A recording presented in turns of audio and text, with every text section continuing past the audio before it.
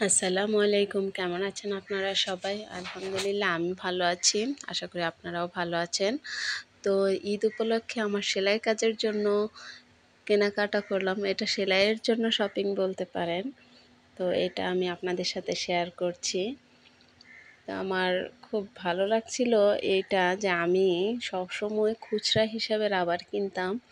কিন্তু পাইকারি দামে যে এত কম হবে আমার জানা ছিল না। আমি সবসময় ৳৮ করে গজ কিনতাম। কিন্তু ওইদিন দোকানে গিয়ে আমার কি মনে হলো জানি না। আমি জিজ্ঞেস করলাম, "এই পুরোটা নিলে কত?" সে বলল, "পাইকারি রেট।" তো আমি পাইকারিভাবেই এনেছি এত কম দামে। তো এইখানে এক রিমে রাবার ছিল হলো ৩৬ গজ। আর ৩৬ গজ রাবার ৳১৪০ নিয়েছে। তাহলে আপনারাই বলেন কত কম নিয়েছে?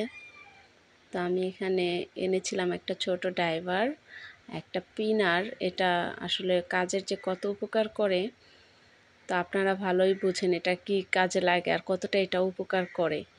আর এনেছি হচ্ছে এই রাবারটাই যে এত কম নিয়েছে আমার হচ্ছে খুব ভালো লেগেছে যে এইভাবে পাইকারি আনলে কত কম টাকায় আনা যায়।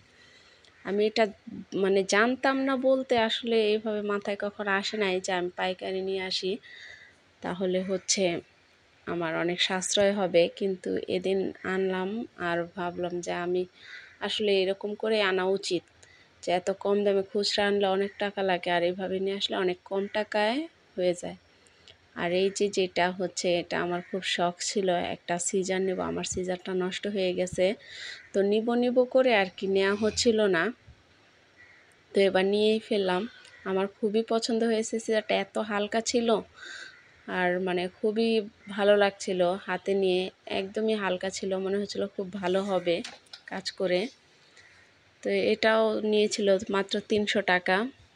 তো এই সিজারটা অনেক দিন ধরেই ভাবছিলাম নিব কিন্তু নিব করে নেওয়াই হচ্ছিল না। তো আজকে আমার ভিডিওটি এই পর্যন্তই। অবশ্যই আপনারা জানাবেন কেমন হয়েছে আমার জিনিসটুকু। ভালো থাকবেন সবাই। আসসালামু আলাইকুম।